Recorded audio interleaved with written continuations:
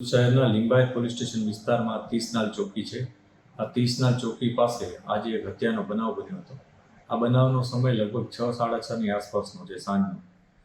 ઘટનામાં એવું હતું કે એક વ્યક્તિ જેનું નામ અરબાઝ ઉર્ફે બાંદ્રા ખાન કરીને છે, એને મોબાઈલની પૈસા બાબતે એક વ્યક્તિ સાથે ઝઘડો થયો હતો, જેમાં જે આરોપી છે, સસ્પેક્ટ છે અત્યારે, એનું નામ છે મોહમ્મદ અનવર શેખ.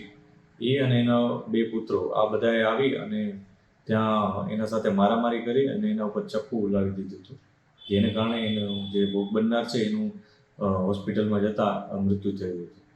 આ બાબતને લઈ પોલીસ અત્યારે FIR નોંધવાની શરૂઆત કરી દીધી છે અને સાથે સાથે જે સસ્પેક્ટ આરોપીઓ છે એમને રાઉન્ડ અપ કરેલા છે. આગળની જે પણ કાર્યવાહી છે એ શરૂ કરવામાં આવી છે.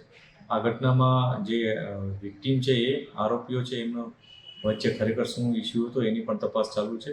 હાલ ફરિયાદ નોંધી અને આગળની કાર્યવાહી શરૂ કરવામાં આવી છે.